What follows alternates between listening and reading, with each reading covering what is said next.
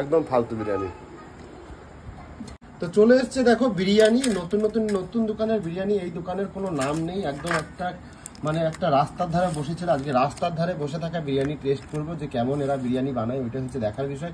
দেখো কালারটা পুরোপুরি দাদা বৌদির মতন না লাগলেও হালকা দাদা বৌদির মতন লাগবে কালার। আর আমি একটা আলু বিরিয়ানি অর্ডার দিয়েছিলাম, এই যে এটা হচ্ছে আলু বিরিয়ানি। দেখো একদম কোনো নাম নেই দোকানের, একদম নতুন দোকান। আর আমি জানি যে খুব একটা টেস্ট হবে না, জানি না কেমন হবে টেস্টি। তো চলো দেখা যাক। আরেক প্যাকেট খুলছে, এখানে দু প্যাকেট নিয়ে নেবো। দু প্যাকেট নিয়ে নেওয়ার পর দেখবো কেমন টেস্টি খেতে, ঠিক আছে। এই যে আরেক প্যাকেট নিলাম। এর মধ্যে কি চিকেন দিয়েছে আদেও না দিয়ে নাই? না স্ক্যাম করে নিলাম। দিয়েছে, এই যে চিকেন লেগ পিস। বাবা এত ছোট, এ কি পোলিও হয়ে গেছে था क्या? এর কি সেই এত বাচ্চা মুরগি কাওয়া বিরিয়ানি নাকি? কিন্তু বিরিয়ানিটা দেখে মনে হচ্ছে একটু টেস্টি হবে মনে হচ্ছে। পুরো মনে কাকের মতন লাগছে। এটা এত ছোট পিস কে দেয় ভাই? 100 টাকা নিয়েছে এই বিরিয়ানিটা।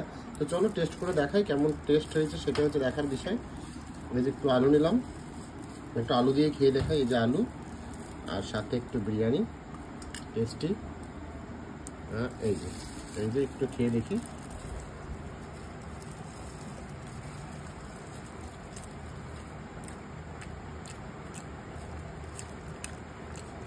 একদম জঘন্য খেতে, জঘন্যর থেকেও জঘন্য খেতে, মানে এর থেকে জঘন্য বিরিয়ানি আর হয় না।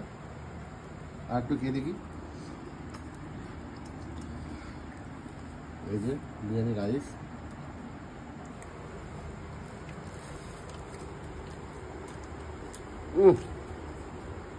ফালতু ফেলতে হবে,